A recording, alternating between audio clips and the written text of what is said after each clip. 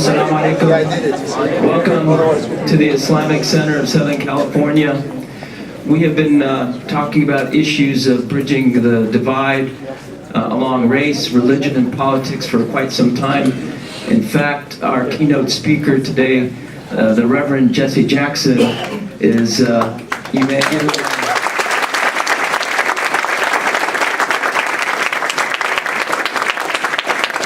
He is not new to this Islamic Center. In fact, in 1988, when he ran for president, Reverend Jackson decided to make this Islamic Center one of his stops for the presidential campaign. And we actually had C-SPAN when they had a viewing audience come, and the whole nation saw us with Reverend Jackson, Councilman Bob Farrell, Jim Zogby, Casey Kasem, the mayor.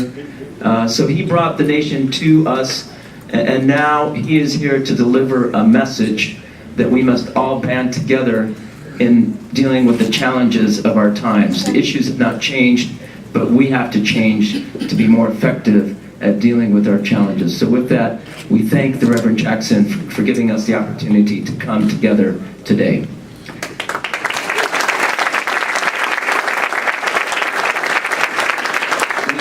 We'd like to have some community leaders come and speak before he comes and delivers his keynote address. And before we do that, we have the tradition in Islam of listening to the Quran before we begin every event, and we'd like to have Sheikh Asim come and deliver the Quranic recitation.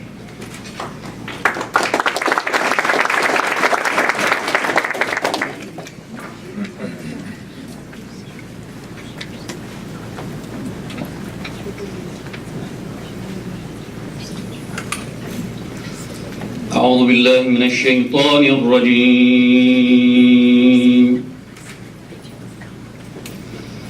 بسم الله الرحمن الرحيم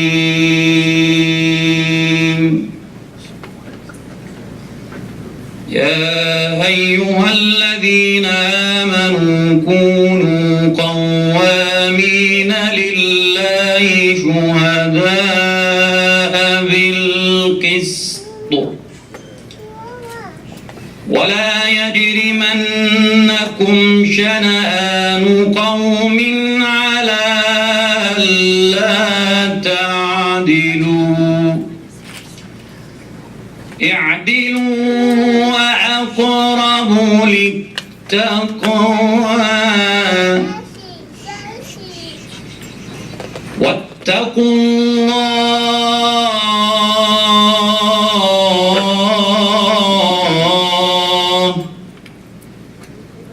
إن الله خبير بما تعملون.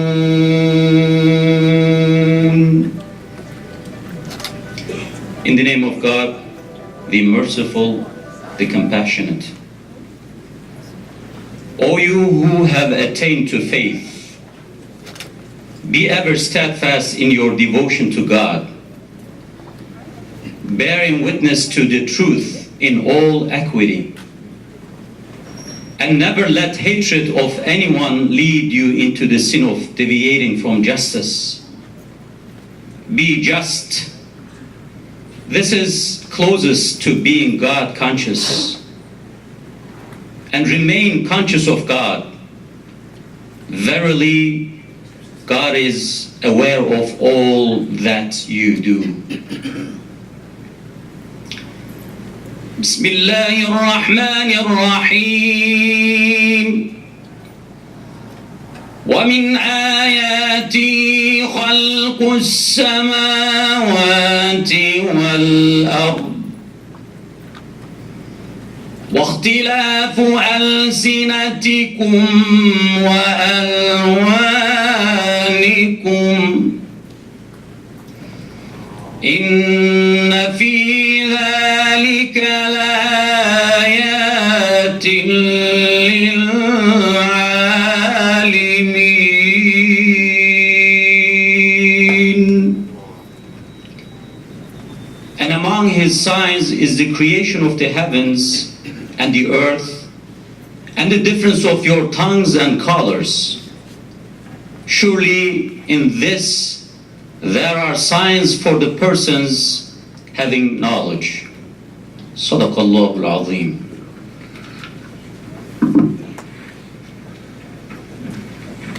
Thank you, Asim, for these two very important, relevant, and impacting verses about working for justice, equity, and seeing that the diversity that God has created for us is a responsibility for us to preserve and also a gift from our Creator.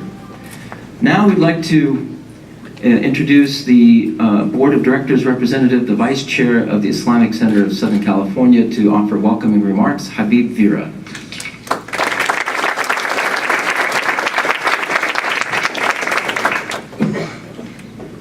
Assalamu alaikum.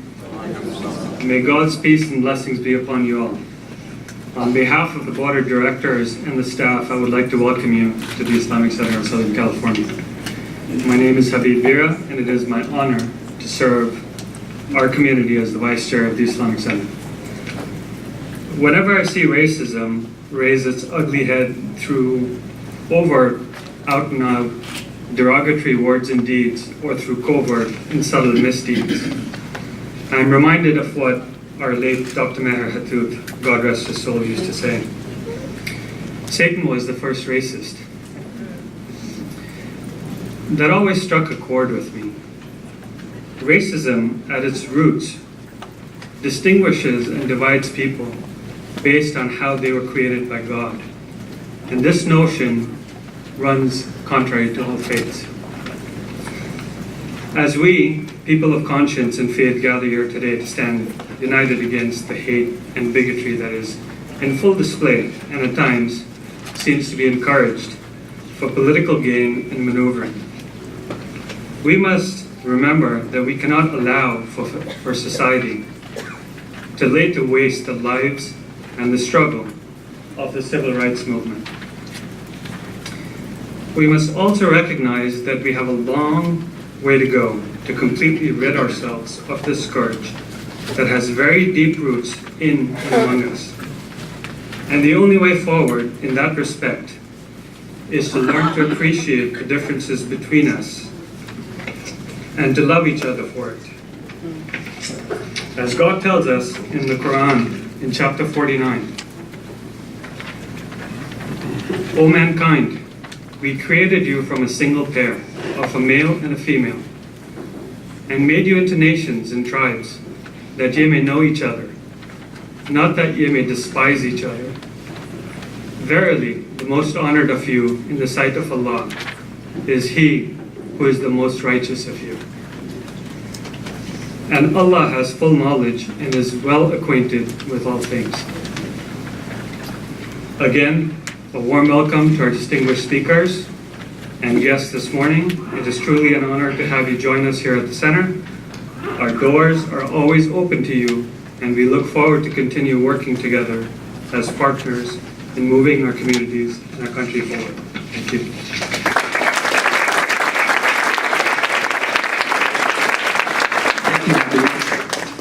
Next, we have a friend who is a former Los Angeles County supervisor, and he teaches public policy at UCLA, and he and I have actually become more and more acquainted.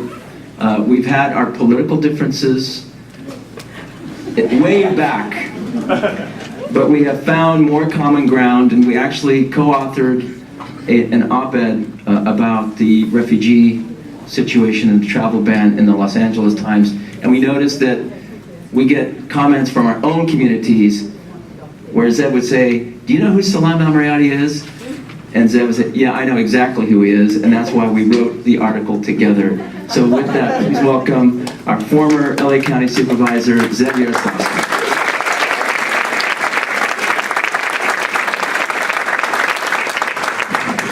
Thank you, Salam. Thank you all for inviting me to be here. It's good to have Reverend Jackson back in our city and county.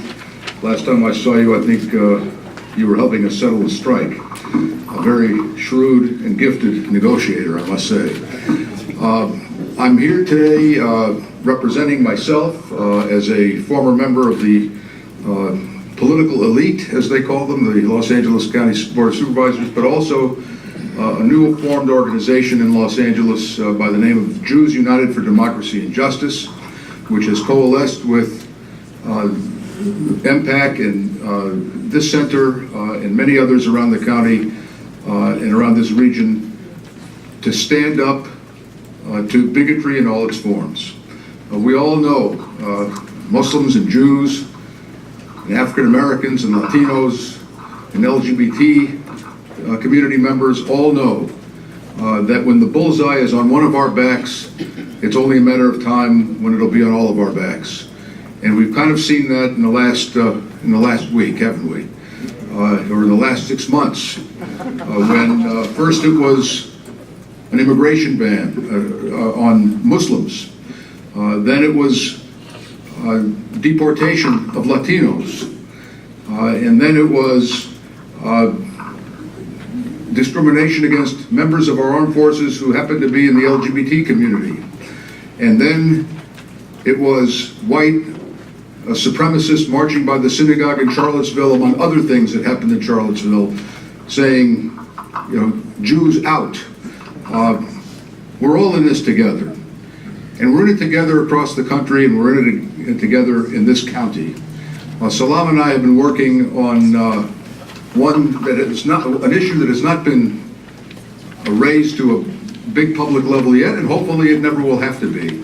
But in several of the southeast cities in our county, Cudahy, Bell, Huntington Park, Southgate, there has been an effort on the part of white supremacist organizations to intimidate and blackmail those cities into turning their backs on the cause of immigrants, lest they be faced with an initiative to repeal their utility users tax, which makes up the lion's share of the revenue of that city, which means the city would go bankrupt. And these white supremacists who have been meandering between Southgate and Cudahy to Santa Monica to the San Fernando and Antelope Valleys, they're out to foment hatred and to promote bigotry. It is our collective mission to fight racism, anti-Semitism, anti-LGBTism, anti-Muslimism, in all of its forms. Bigotry in all of its forms cannot be given traction in our community or in our country. All of us in this room, and our ancestors of those of us in this room, have plenty of evidence in history over the centuries to know what happens when you give racism and bigotry traction. It's a slippery slope, and then it's too late. It's not going to be too late for us. And all of us who share in this mission, all of us who share a common history of discrimination and persecution, all of us who share the values of people who have immigrated to this country seeking a better life and freedom, all of us are in this together and have to work together here at home to ensure that what we fled in other lands or what others fled in other lands never becomes a reality that gets traction in our country. So for that reason, I'm here on behalf of Jews United for Democracy and Justice, on behalf of myself, and really on behalf of all thinking people. You know,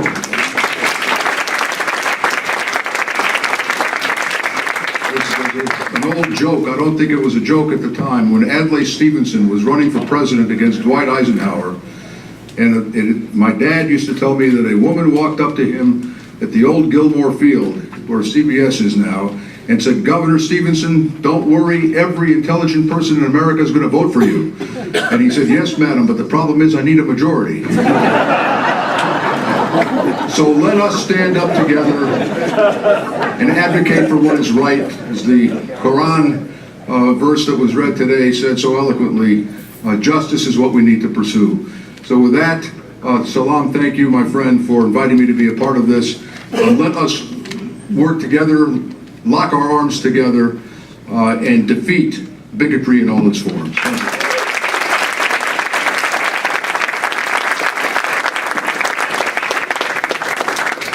you. Thank you, Zev, and thank you for being here. I know you made special plans to be here with us, so I appreciate that very much. Next, Zev was talking about a case in the southeast part of Los Angeles where you have some white supremacists going to intimidate communities and do away with city services. And Zev and I have been working on this case along with the coalition, and we came across someone who is very eloquent, outspoken, from the city of Huntington Park. He is 12 years old, and we find him very, very special. We wanted to introduce him to you. He actually spoke in front of the city council there. So this is someone that everybody needs to know about. The Los Angeles Times, by the way, said that what happened in Charlottesville, now those right-wing, alt-right, whatever you want to call them, are targeting California.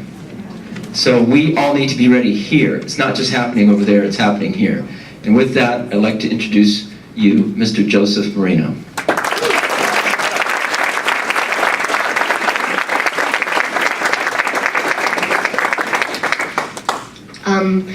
Hard to top everything what he said. I mean, he spoke it so, it's everything this country is made to be.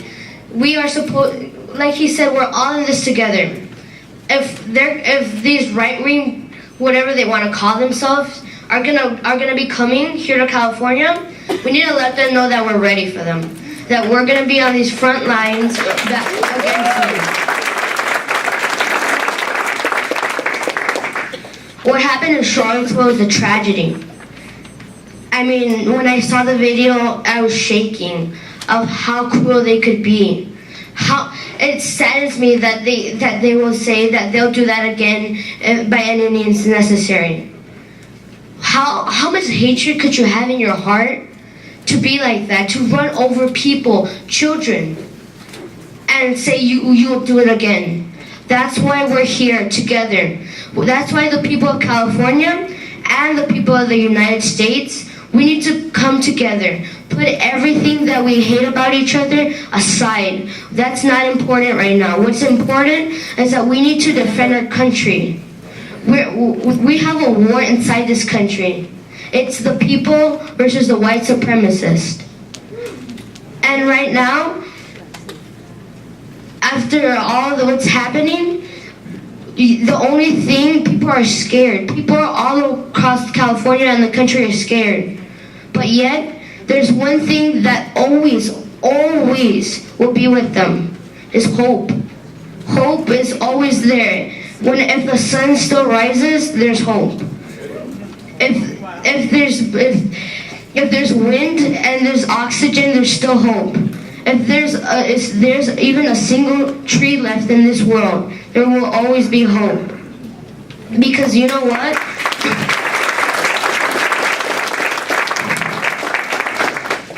Hope is what we need right now. Hope and unity. That is what we need right now in this time of terror. We need to, like he said, it was great what he said. We need to stop this bigotry and this racism. Because this is what our country is all about, stopping the bad people. We're supposed to be the good people, yet we have bad people inside this great country. I've grown up reading history that this country is super great, that it's the land of freedom, that the Statue of Liberty was supposed to be a sign of freedom. Yet now, some people see it as a sign of danger. But that's not what it was supposed to meant to be. So we need to make the Statue of Liberty a sign of freedom again. We need to make everything what's great America again. The freedom, not Donald Trump. What? He's not making America great again. Everything that makes America great again. Freedom of speech, our amendments. That is what makes us great. The freedom to be any religion you choose to be. To be any sex you want to be. To like whoever you would like to be. That is what makes America great. He's trying to say, make America great again. It's always been great.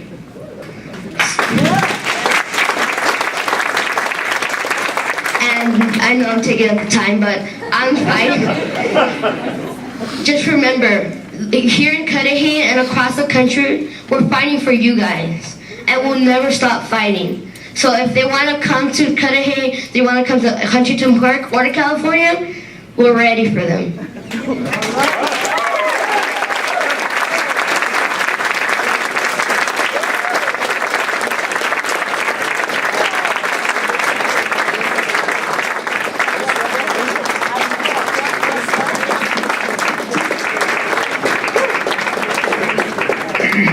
I think we all agree, Joseph, that you are our hope today. So we thank you. And I also want to acknowledge his aunt, Yashin Liberto, for bringing Joseph and being with us in the coalition as well. Thank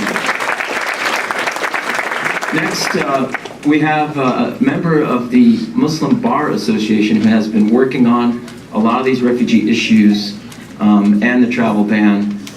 And she is co-president of the Muslim Bar Association. Please welcome. And I went to school with her mom.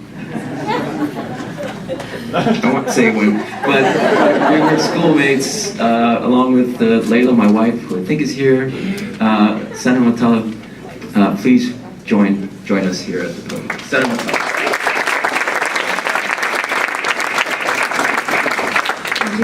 Well, I have a very hard act to follow, and of course, because I'm a lawyer, I'm unfortunately going to have to talk about the law. So hopefully I'll try to keep this as entertaining as I possibly can make it. It is often said that America is a country built on the rule of law, namely the U.S. Constitution, and I'm here today to speak briefly on what that means and how it affects all of us, especially in the current national climate. People have varying reactions when the word law comes up. Some view the law in optimistic terms as a savior of sorts and purveyor of all that is good and just. And others have more negative views and see the law as a series of arcane and convoluted rules meant to confuse and stifle. Current day events have perhaps left many of us feeling disillusioned about the place and effectiveness of laws in our society. A recent example of a situation that may have left us feeling disillusioned involves the travel ban, which was issued earlier this year and which many of you may have heard being referred to as the Muslim ban. As you likely know, the ban intended to keep nationals of 6 Muslim-majority countries out of the United States, including refugees and those seeking asylum. We watched as people were detained at airports. Perhaps some of us were directly affected ourselves. Many of us wondered what was next and worried over the safety of our loved ones.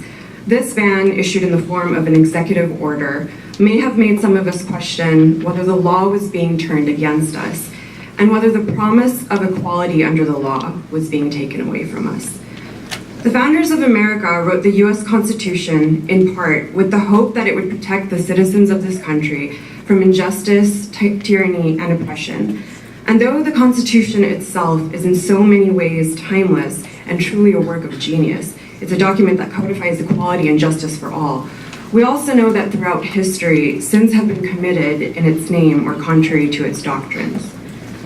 Does this notion of a guiding text being misinterpreted and misused sound familiar? It probably does to the Muslims in the audience. Muslims consider the Quran to be timeless and see the values of justice and equality at its core. And we have witnessed the Quran and its messages of peace, equality, and justice being twisted and misconstrued in order to commit injustice. These days, Muslims have often been forced to come to the defense of the Quran and its true message and the values that it stands for. We may not like having to defend something that means so much to us, but we do it anyway because to us, it's worth standing up for the values we believe in. So similarly, the U.S. Constitution and the laws of this country require us as Americans to come to their defense from time to time. Laws are subject to interpretation and evolution, and we Americans are the ones that breathe life into them through our involvement in the legal system and our political and social discussions, both on a national and a local level. Through the legal system, we have a way to make sure that the laws being enacted and implemented by our state and federal legislatures stay true to the values, to the central values of the Constitution. Again, the travel ban is a good example of this and of the positives that can result from engaging within the legal system. Though the Supreme Court has yet to definitively rule on the ultimate fate of the travel ban, which they will do this fall, we saw Americans engaging with the legal system within hours of the ban being enacted. I was at the airport that weekend along with many of my colleagues from the Muslim Bar Association, and what we saw gave us so much hope. Lawyers from a variety of backgrounds flooded the airports and the courts in defense of those targeted. Legal organizations and law firms reached out to us to offer their support and resources. And the victims of the ban, despite the pain and suffering that they had been through, came forward and volunteered to tell lawyers their stories and to be plaintiffs in lawsuits. And of course, we watched courts and judges around the country issue blistering opinions and injunctions against the ban. Most importantly, we saw everyday people, our fellow Americans, come to the defense of Muslims and all the people affected by the ban with so much love and conviction. What we saw at the airport and beyond was what the founders of America hoped for. When the core values of the Constitution were under attack, the people came together and pushed back. Americans effectively used the legal system and the courts to protect the American values that we are so proud of. And that is what we must take away from this difficult moment in history. So I leave you with this. The law is not something to be feared. It is not something to roll our eyes at, nor can we just assume that the laws will magically lead to the right results without the participation of us, the citizens. Instead, the law is something to be engaged with. We must all continue to stand up and speak up outside and inside of our courts. This is the necessary and difficult work of citizenship, and I hope that you will be ready if and when you are called upon to do it. The events in Charlottesville last weekend tell us that there will be many more debates about the Constitution and our nation's laws, and we must be ready to engage our courts in this discussion. I'm also here today on behalf of the Muslim Bar Association of Southern California to tell you that the Muslim community's lawyers are here for the community. After the travel ban was enacted, our members mobilized and showed up at airports, provided translation services and pro bono legal resources, and acted as a conduit between legal organizations and the Muslim community. We continue to organize and think of ways to act as a resource, not just for Muslims, but for anyone who may call upon us. We will work hard to do our part, but we need each and every one of you to engage with us to make sure that the system is functioning for everyone. Thank you.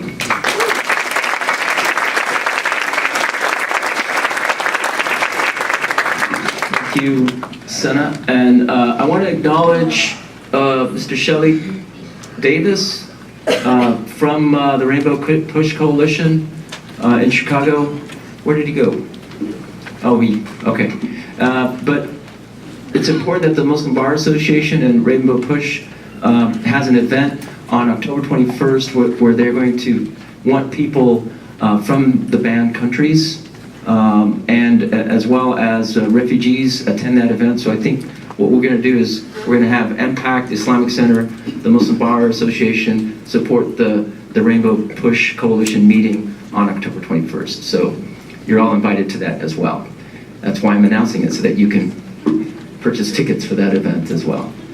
Next, we have our colleague and friend.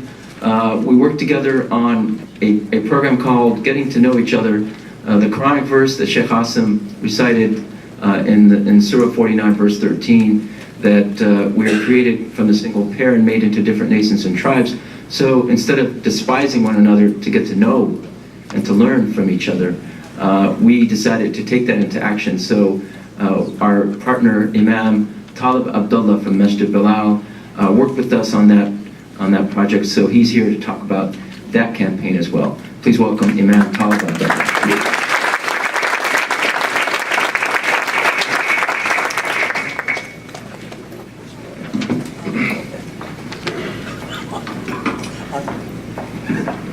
With the name of God, the merciful benefactor, the merciful redeemer, I greet you all with the greetings of peace. Assalamu alaikum. That is the peace and blessing of God be upon you.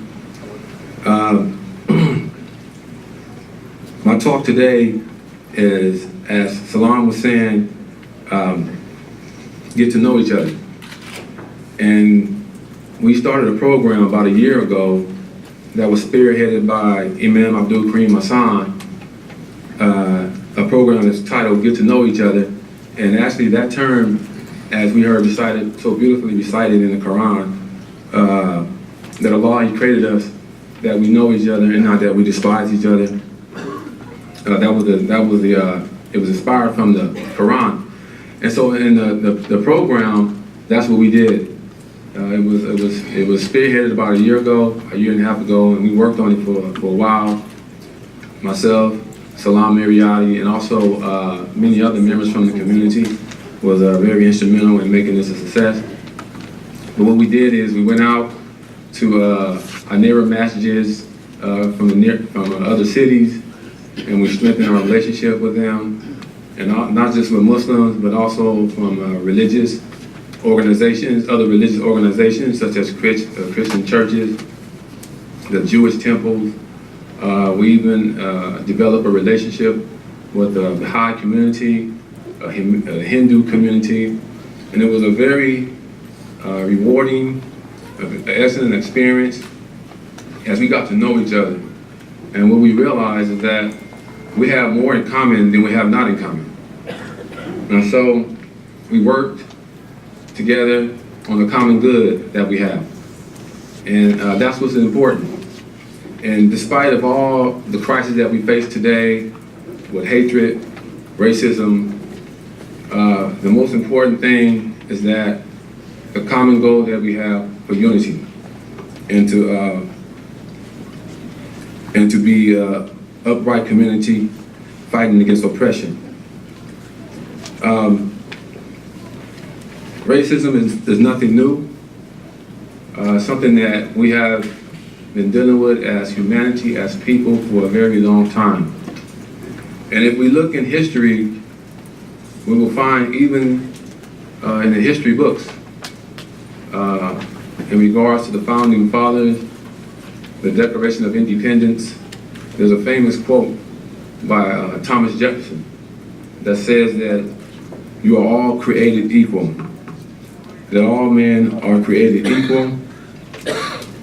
It says that we hold these truths to be self-evident, that all men are created equal to have life, liberty, and the pursuit of happiness. That's the goal. Life. Not to put so much focus on negative things. Liberty, to not be oppressed. That's why we're all here today. Working for equality, working for justice for all people. And it is being proactive where we establish this. Not so much sitting and just living your life, but we have to be proactive, always engaging each other, getting to know each other. That's what's most important. So with that, much is accomplished. Much can be overcome. And one of the things that I would love to stress is that we don't become distracted. That we're not distracted from what? That we're not distracted from building excellent communities. That we're not distracted from working to establish schools, universities, to educate. To educate, that's what's needed, education for all people, equal education, equal opportunities. We know there was a famous saying that once said, freedom, justice, and equality. What does that mean to us? Not the freedom so much to do your thing, to do what you want to do, but the freedom to do the right thing. The freedom to do what is right by God, what is right by our Creator, what is right in your soul. To stand up in your soul, to stand up as an individual for what is right and for what is decent. And if all of us as human beings, if we do that, struggle with yourself. It says in the Quran that there is no bigger struggle than with yourself as individuals. So sometimes we don't want to get too carried away. We don't want to be distracted with hatred. We don't want to be distracted with racism. Yes, we have to deal with it. We have to deal with these things. But we don't want to spend all our precious energy and time fighting it, because we're distracted from doing the more important things. And what is the more important things? Community life. Excellent community life. Keep working, keep struggling, And then with work and prayer, those who have not elevated, who are not involved in their minds and in their hearts to see, as I quoted earlier, by Thomas Jefferson, which I believe was his hope, if you can say. Because of course, during those times, that was not established. But God is evolving humanity. He is evolving us. And we will only accomplish the goal of unity in serving God and creating an environment where humanity can flourish and grow and respect each other's differences is through events and programs like this, getting to know each other. So that's pretty much what I have for today, is that we don't want to be distracted. We want to continue to stay focused, and we want to work together as a community for life, for equality, for justice for all people, coming together under the oneness that there's one creator for all people, and we have to respect each other in their belief, and we respect goodness wherever we find it, wherever it is.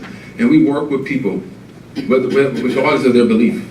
We work with them with our common goal. It's what we have in common when we work with. As I mentioned earlier, we have different diversities of religion. We have more in common than not in common. And that's what we work with. We start there. And we never focus on the negative. We never waste time with negative. It's like being in a conversation with someone who's an alcoholic. Are you going to sit there and argue with someone who's not in their right state of mind, someone who is under intoxicant, someone who is drunk, someone who is not in their proper state of mind? That would be foolish on you. That would be a waste of time for you. So that's the way we have to see it as a community.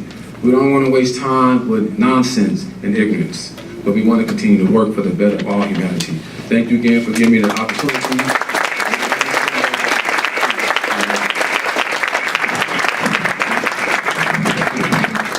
Thank you for the reminder that it's all about building community life and building for the positive, not just reacting to the negative. So thank you, Ma'am Talib, and we look forward to continuing that great program of getting to know each other. And now, to introduce our keynote speaker is actually a personal friend of the Reverend Jesse Jackson.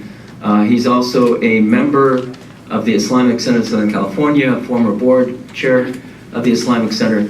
And he traveled with the Reverend and with Rabbi Steve Jacobs back in the mid-90s to free an American from Serbia. And he's also founder of the IIS TV program, has done a lot in terms of presenting accurate information about Islam to the American public. Please welcome Dr. Nazir Khaja.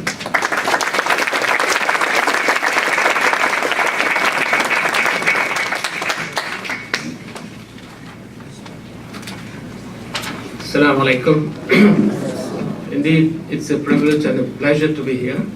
I'm one of the last founding members of this center. Since it's... We have a few left. No, but the original group. Yes. So anyway, having done that, during that period of time, I first got to meet Reverend Jackson in the 80s when he was making his bid for the presidency. And I still have a few pictures, Reverend, of showing you and me collecting checks here. So when you brought up the question of revenues in the boardroom, I think we have paid our dues. So, but we'll continue to do that. But indeed, leadership cannot just go along to get along, as I've learned from him. Leadership must meet the moral challenge of the day. And in that sense, this message I've heard from him all along since my association when we first went to Milosevic to plead for the 3 American military men who were captured by him and sought release and came back. This was a trip despite the fact that the Clinton White House and Madeleine Albright, they all opposed it. So we went on our own and got them back. And his message has been consistent, as I have seen, traveling with him to Gaddafi, to Palestine and Israel to meet Arafat and Perez, to Sudan for Darfur.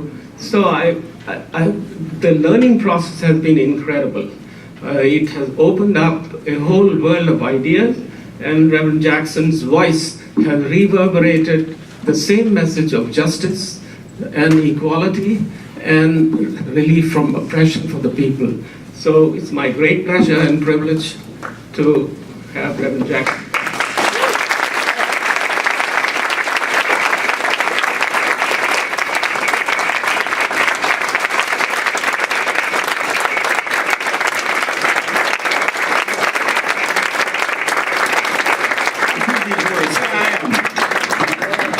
Everybody, I am somebody. I am somebody.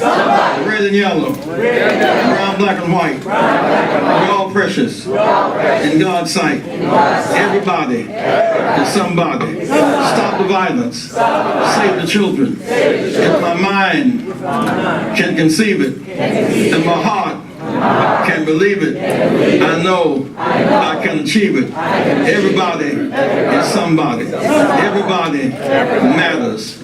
Keep hope alive. Keep hope alive. Keep hope alive. Never surrender. Keep hope alive. Let me hear you scream.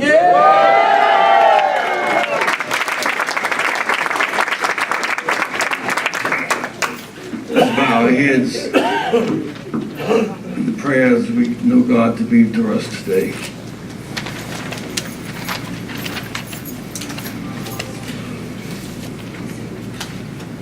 Search our hearts and know our ways.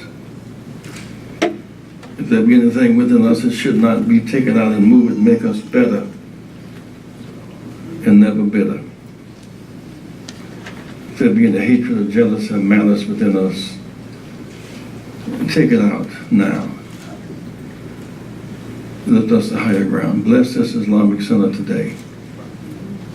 And those who gather, we might be pieces of light who go into darkness and bring joy where there is sadness and hope where there is despair. We know you can if you will, because there's nothing too hard for you. And so, see us through. See us through. Amen. I am delighted to be back in this holy place again today, to be with our family. As we accept the great moral and practical challenge of our day, learning how to live together. We have survived apart. Lowercase animals can do that.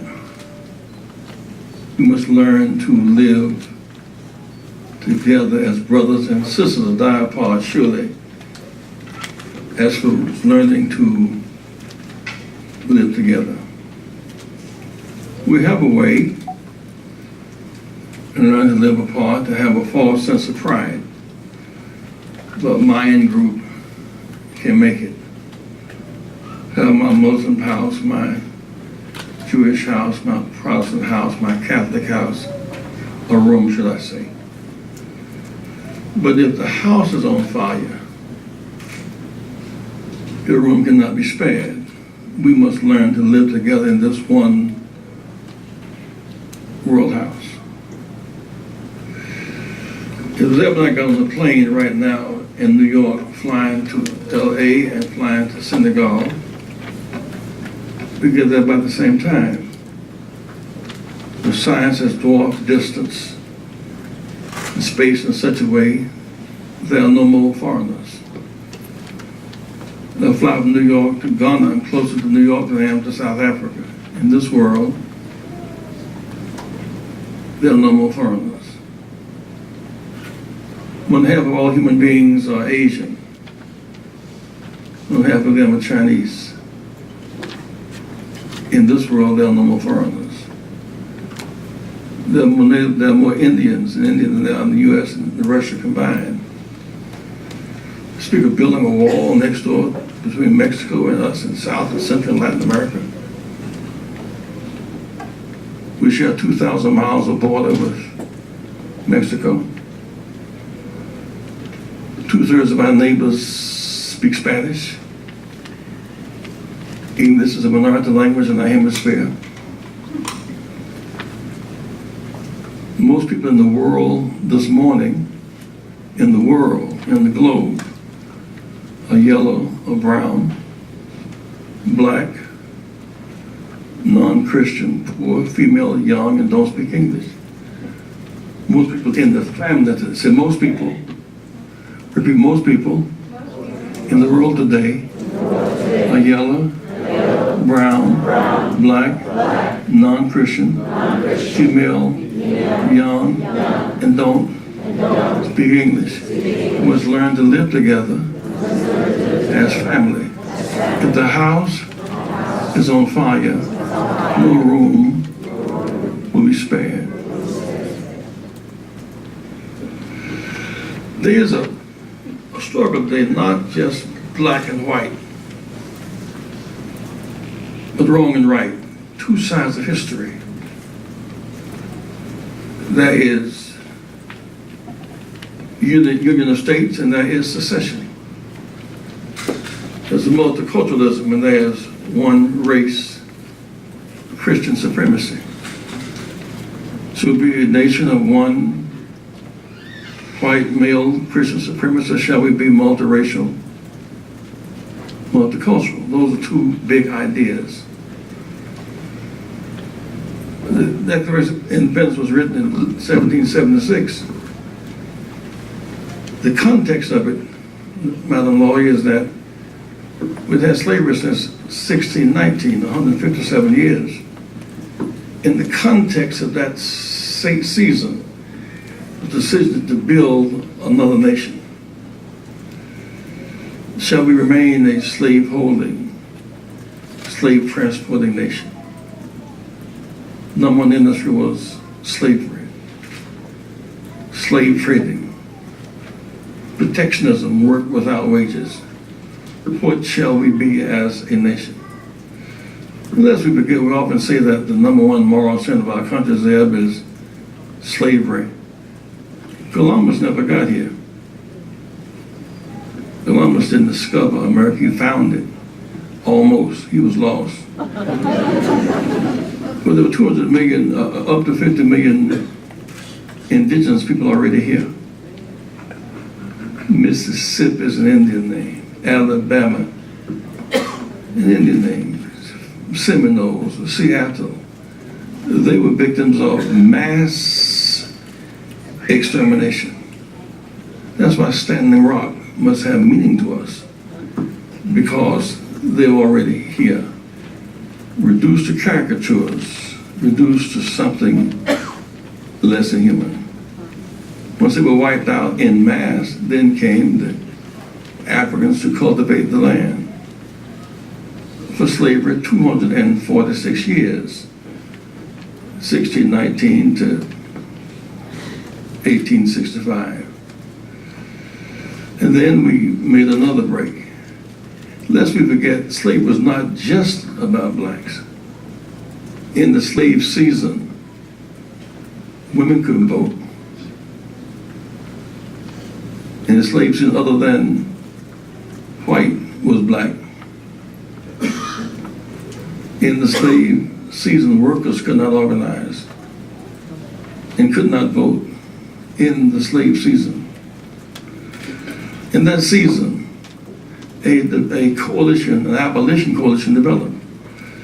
When blacks finally got the right to vote in 1865, we kept it 1870. For 10 years, it was taken back from us. This Tilden Hayes compromise deal. I wonder this because all this stuff we're fighting there has a background, you know. And two coalitions emerged. That was the white male supremacists, and that was the abolition coalition. That coalition, by the way, in France, it was a global coalition.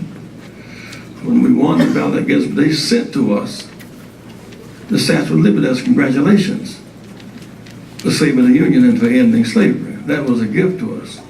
It's on the same river today, a much smaller version than the one in Harbor in New York. And in that season, women couldn't vote and finally got the constitutional amendment in the 1920s. In that season, workers didn't have the right to organize. In that season, blacks couldn't. In that season, that was the Chinese Exclusion Act. In that season, there was the Monroe Doctrine. There was all of that madness. The need for a coalition of what shall America be? Shall we learn to live together as brothers and sisters? Shall we die apart? A law was passed in 1896, the law. One thing about slavery was it was legal. One thing about Jim Crow, it was legal. Between 1880 and 1940, 5,000 blacks were lynched without ever one indictment. Mostly after church on Sundays at church rallies. White Christian terrorists lynched blacks. Why? Because they finally had the right to vote. Most blacks went north and came to California as refugees, not as immigrants, as refugees, running from the despotic South. In the context of that, emerged these statues to memorialize anti-Semitism during that season where blacks were lynched. Jews were lynched in Tennessee as well. We formed a coalition that lent itself to becoming a more perfect union. Some of them glibly say now that, you know, that we believe in a more perfect union. Well, Lincoln Republicans became Goldwater Reagan Republicans in 1964, during that season. Lincoln stood for the Emancipation Proclamation. Lincoln stood for the 13th, 14th, 15th Amendments. So they said, well, you know, Lincoln was not altogether for being against slavery. Here's what his options were. So you must deal with this Thomas Jefferson, Washington comparison with Robert E. Lee. He said to the North, the Northern whites, who had relatives in the South, who made money from the slave trade, who had money from white indentured servants, they would not fight a war against slavery. The stock market exchange was built upon the slave trade. The monies that founded Brown and Harvard and Yale were slave trading monies. They would not fight a war to end slavery, they fought a war to save the Union. Lincoln said, well, I tell you what, if we can save the Union and keep slavery, we'll keep it. If we can fight a war and send them back to Africa, we'll do that. But even if we mustn't free them, we're going to save the Union. They were called a part of the Union. That's why the 13th Amendment passed by so few votes, because there were those who always conflicted about, shall we be a nation built upon character and not limited based upon color. We come into a new generation of this struggle. That generation of struggle has to do with how should we see each other today. The idea that we're going to build a wall between us and Mexico. An abhorrent thought. We should be building bridges, not walls.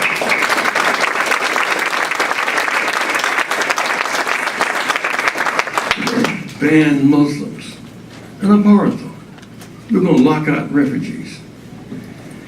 We put tape over the mouth of the Statue of Liberty. Give me your tired, you poor, your whole masses who yearn to breathe free. Bring them to these teeming shores. But if Trump says you can only be literate and have some money, then Jesus wouldn't qualify to get into America. Jesus could not come into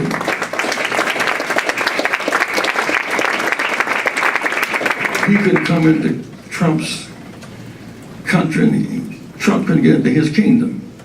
It'd be a major conflict between the two of them. Just a few days ago, we had the Ebola crisis. People came in from Guinea, Liberia, and Sierra Leone, 25,000. They received letters last month to go back home. Been too much tweeting to focus on that. 50,000 Haitians, 50,000, received a letter to go back home. 800,000 DACA, a letter to go back home. 5 million children whose mother or father or citizen and one is not, go home and stay here. What a deal to cut for 5 million children. This is an horrid scene that's beneath the dignity and the promise of this country. Last week, when Heather was killed, it touched America in a very different kind of way. In some sense, she was not just black-white. She was not black. She represented an idea, the opposite of Robert E. Lee's idea. Those who were ignorant and afraid would keep up the stature. Put it this way: if you plant 2 seeds of equal strength, you water them both, you build a wall between them. One will grow tall with multiples of fruit. One will be short and barren. It does not mean the taller one is better. The shorter one is lesser. Something called photosynthesis, something called sunlight. Those who get sunlight, we must all share in the sunlight and come out the shadows. We must all share in the sunlight, come out the shadows. Put it another way. On the other side of that wall are them Muslims, them Jews, them blacks, them people. We don't know them. So on the other side of that wall is ignorance. Say ignorance. Ignorance. Fear. Hatred. And violence. Ignorance. Hatred. Fear. And violence. That which you're ignorant of, you become fearful of, hateful to it, and violent to it. I used to wonder. Went to jail when I was a student, 1960, went to jail trying to use a public library with 7 classmates. I used to wonder why the walls didn't come down. They didn't come down because the rich had vested interest in those walls. You go to Cracker Barrel and eat food, poor white folk and poor black folk and poor Muslim. So you go to Cracker Barrel, we all eat the same cornbread and chicken and catfish and apple pie. But those who manipulate one group against the other, can you imagine people in Appalachia, many of whom have never had a dentist, who never had health insurance, fighting against Obamacare, fighting for affordable health care? They want pre-existing conditions covered. They want mammograms covered. They want pap tests covered. They want child health care. See, anybody that wants affordable health care but does not want Obamacare, wants an omelet but does not want the eggs.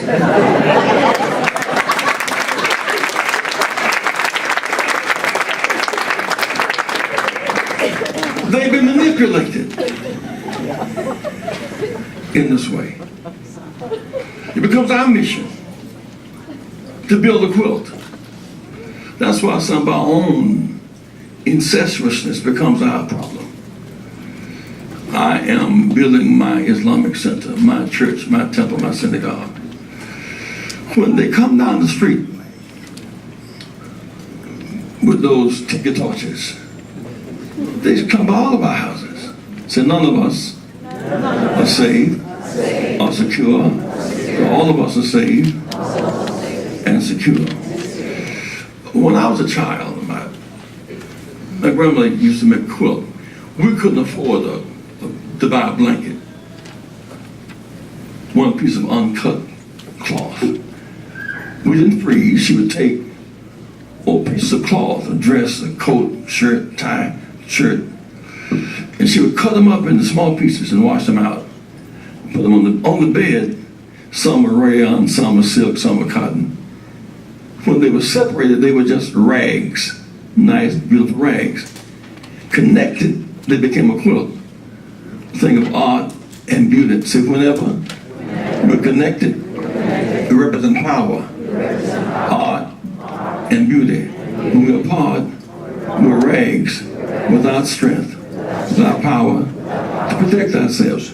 We must bind together to become quilt, a power of art. Why do I make the case about the power of nonviolence in my own experience? We become too violent as a nation. We become too afraid of each other. The most violent nation on earth, 300 million guns, 30,000 Americans die a year from gunfire. We lost more Americans in the last 10 years in the streets of America than we lost in Iraq in 10 years. What's going on here? We need healing. You can't be for Trump's tweets, his silence, and then vote for Jeff Sessions and be Attorney General.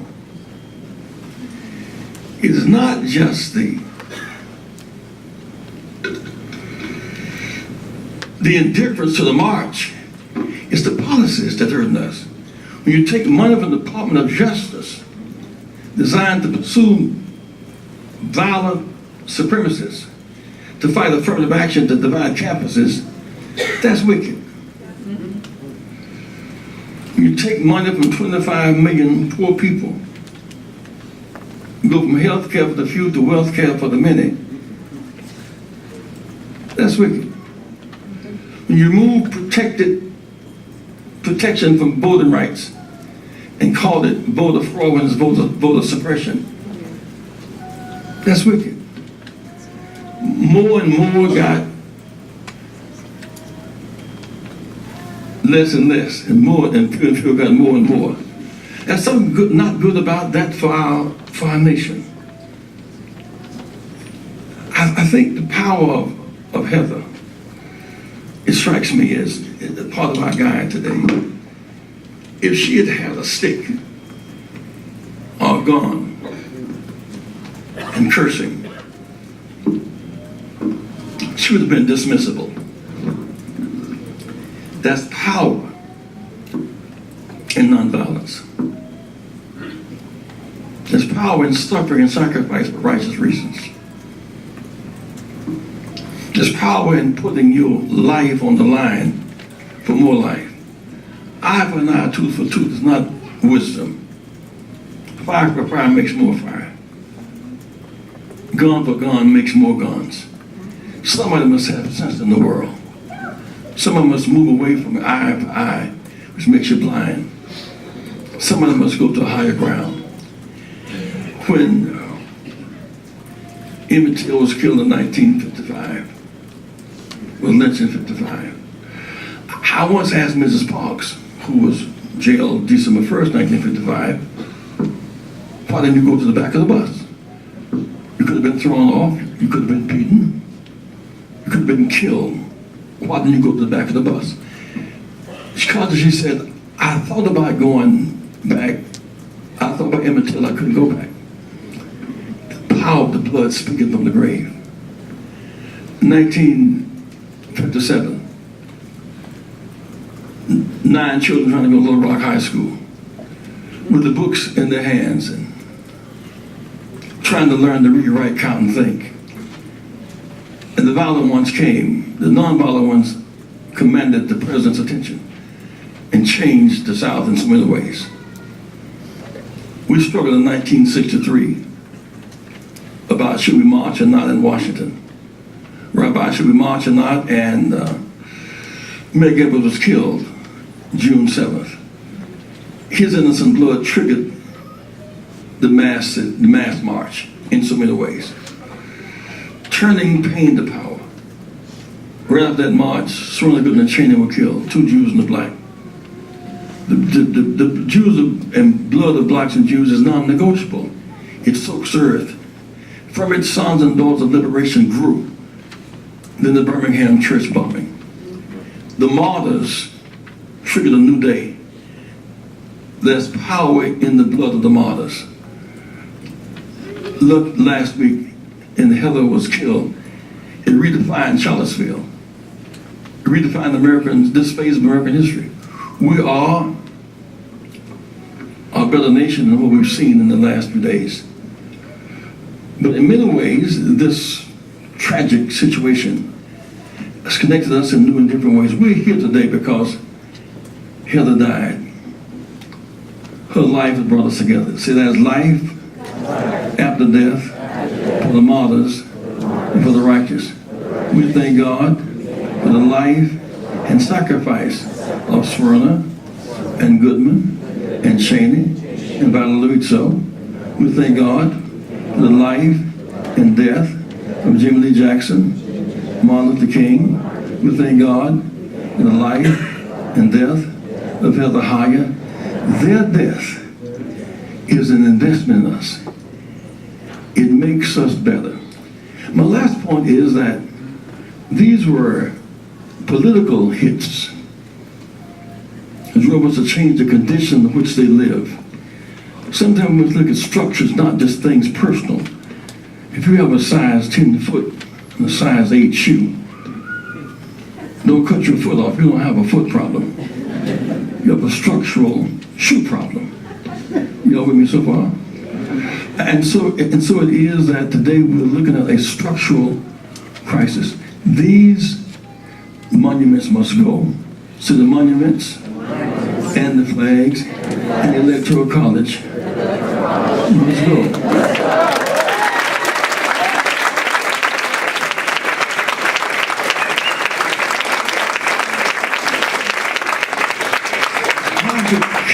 One of every 8 Americans live in California. Why should you be punished because you don't live in Arkansas, Mississippi, Alabama? That's a slave-based formula. See, in America, democracy must mean one person, one vote. In 2000, we lost the election.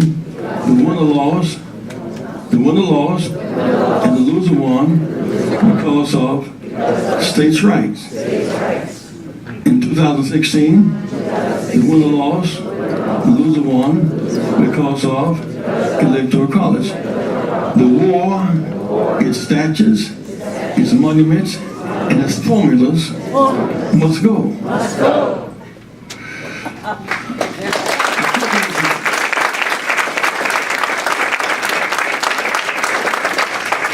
In fact, Medgar Evers' death triggered the March on Washington in a big way. And the death of Smyrna Goodman Cheney helped to trigger the 64 Civil Rights Act. And the beating on Selma Bridge helped to trigger the Bloody Sunday March. There'll be an election in November in Virginia. So we must not only march, we must vote. In November, we must remember. How can I put this? So we're going to kill all the firstborn babies. Moses' mother said, no, I'm not going along with that. She got creative and built a bull rush for her child. Say, mothers of substance don't merely mourn, they march. In Jesus' time, they said, well, we're going to kill all the firstborn babies. We're in Jerusalem. No, we're going to Egypt. He went to Egypt as an immigrant. And I said, Jesus went to Egypt as a refugee and an immigrant. It's hard to be against an immigrant and a refugee and still love Jesus. My point is that come this November,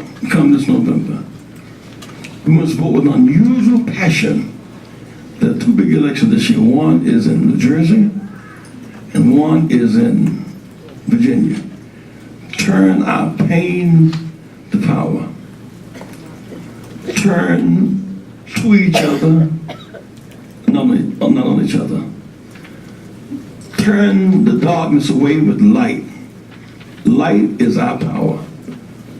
Hope is our power. We must go forward by hope, not backwards by fear. We must choose reconciliation over confrontation. Weeping may endure for a night, but joy cometh in the morning. It's morning time. It's hope time. It's building time. We shall change America for the better. Thank you very much.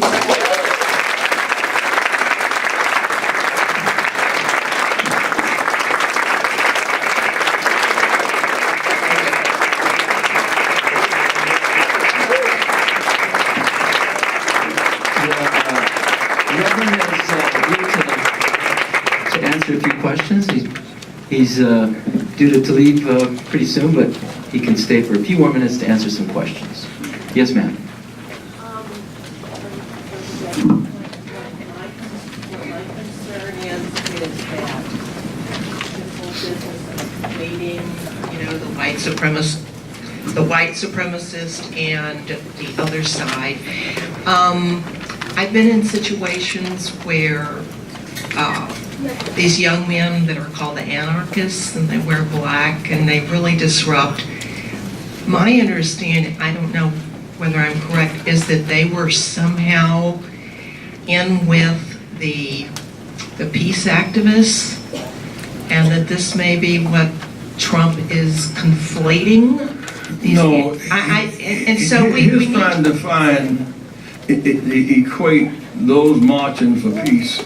Yeah. Nazis and the race supremacists and KKK is a false equation. Yeah.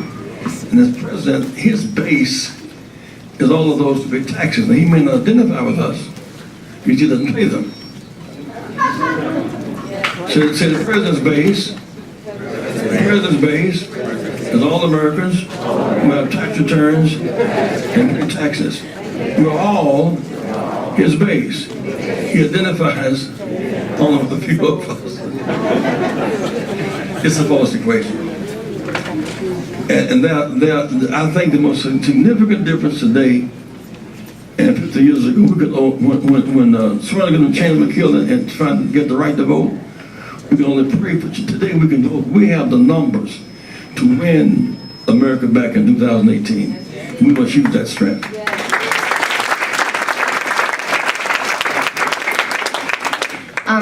Hi. You gave an amazing speech. I thought it was really good.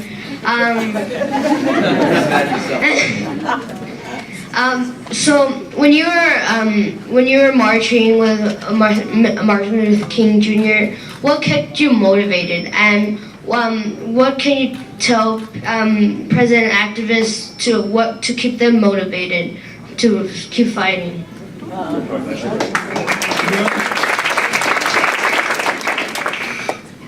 What kept me motivated was two things. I think fear of losing ground to bigotry and hope of changing it. Well, I went to jail as a student trying to use a public library. I was afraid we'd be locked out forever, so we had to fight back. My father, a Second World War veteran, had to sit behind Nazi POWs on American military bases. We were afraid of being set back, and then we hoped to change. So somewhere between creative fear, not paralyzing fear, and hope. But you must learn to live together. When blacks and whites play football on the team together on the field, why when Alabama plays Clemson in the big game, and we choose uniform color over skin color and direction over complexion, why are we so good at what's so hard to do? Become a professional basketball player is hard work. Say whenever the playing field is even and the rules are public and the goals are clear, the referees are fair, and the score is transparent, we can all win. So we fight for fair rules. When I ran in 1984, Dr. Hodge can tell you that I got like almost 4 million votes, 3.5 million votes, and 3,300 delegates. Something was off. What was off was if I get 47 and my opposition get 49, they get all 100. It's called winner take all. We challenged that rule to make them fair. We democratized democracy. So in 1988, we got 7 million votes and 1,200 delegates because we began to make the rules fair.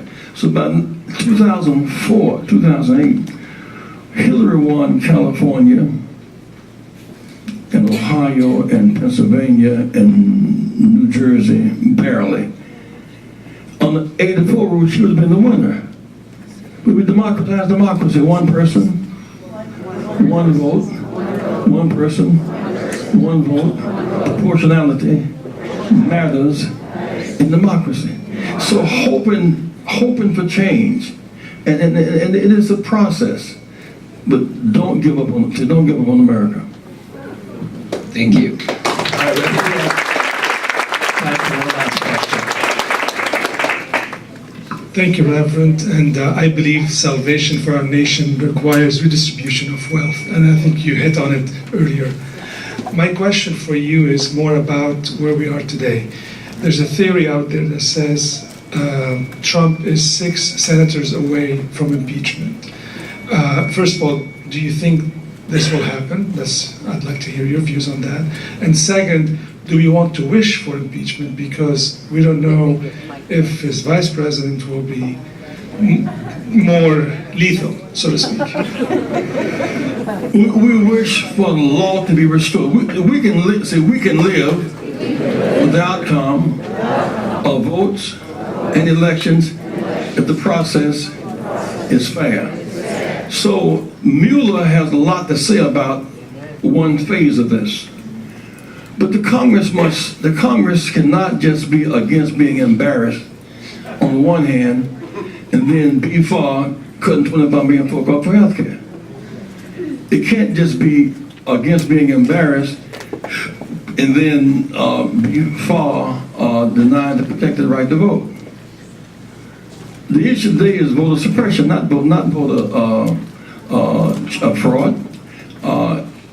When the 2013 decision was rendered by Roberts, that took away protection, like taking away the troops from the South in the 1870s. They moved 868 precincts. I spoke in North Carolina in October. 7,000 students. They moved the precinct from the campus 3 miles down the road. Voter suppression. They moved voting on Sunday. Voter suppression. In Detroit, 75,000 votes that had no vote at the top of the ticket. And they won the state by 11,000 votes. So for us, the issue really is voter suppression. It's not voter fraud. There's consumer fraud, but not voter fraud. And that's why I want us to be involved. And that's the reason you in California, the election in Virginia must concern you. We're working with the Rainbow Coalition year round. We must all work together year round. We're just one tweet away from oblivion. Thank you, Reverend Jackson.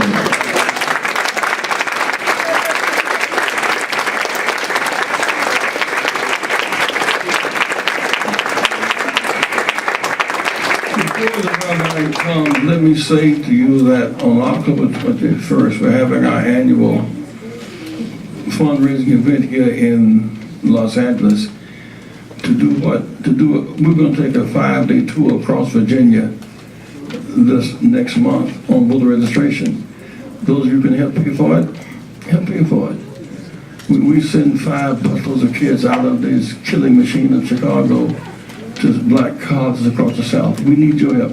So those of us who can must help those who cannot. We all need each other all the time. We have never lost a battle we have fought. We've never won a battle unless we fought. We fought Hitler. We won. We fought slavery. We won. We fought for the right to vote. We won. We fought for black to become president. We have never lost a battle we have fought. We've never won a battle unless we fought. So let's close ranks fight on, keep winning, keep hope alive, and keep our spirits high.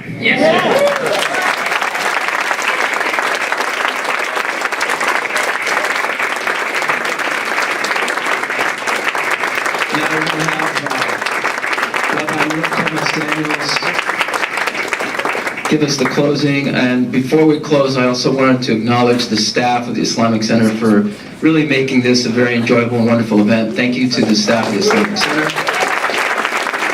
Thank you also. We have LAPD here to give us extra security and support in line with the Keynote. And also Wednesday night here at the Islamic Center, 6:30 p.m., we're going to honor Jack Shaheen, who is the pioneer in showing the stereotypes and prejudices in Hollywood. And we're honoring him. He passed away last month. So Sue Beatty, the director of our Hollywood Bureau, is going to pass out flyers for that. Please join us for that. With that, we're going to close with our brother, Rabbi Neil Thomas Daniels.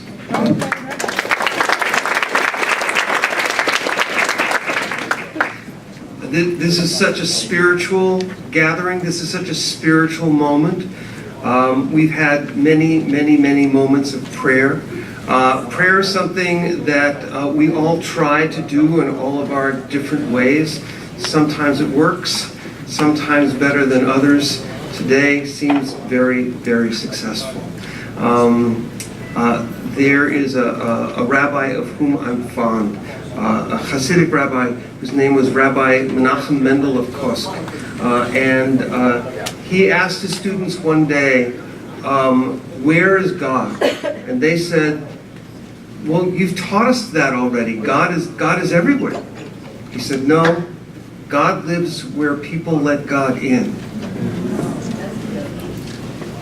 And it is beautiful, and it's seductive.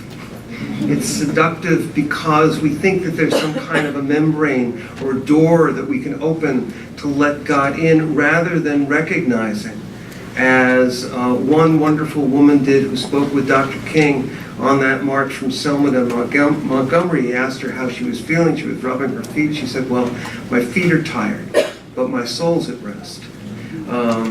Because as Abraham Joshua Heschel would later say after that march, I felt like I was praying with my feet, right? If God is in, then these are the hands of God. If God is in, then these are the eyes of God. If God is in, then this is the heart of God. It's the only way. It's perspective. It's not what we feel, it's what we do.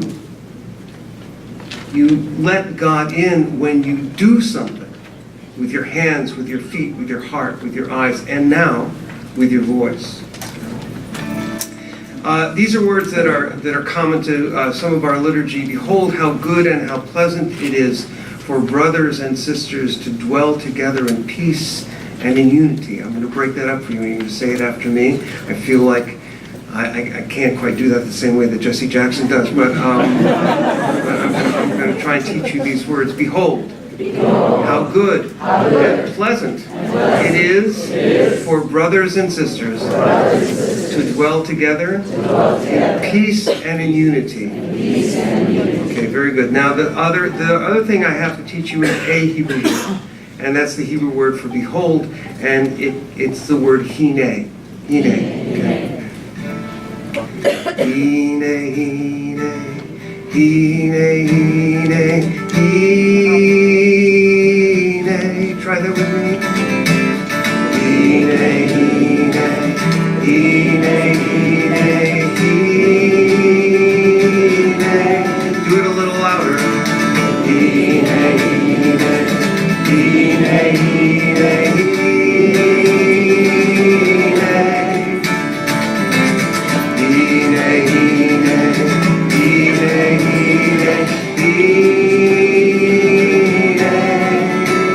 You keep doing that, I'm going to sing something else.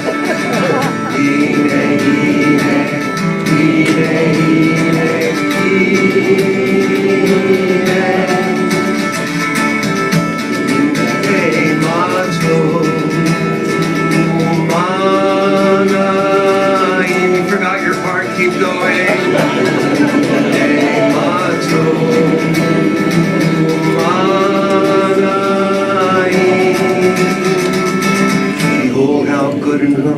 it is for brothers and sisters to dwell together in peace and in unity.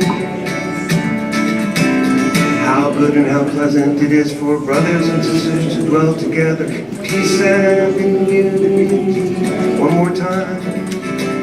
How good and how pleasant it is for brothers and sisters to dwell together in peace and in unity.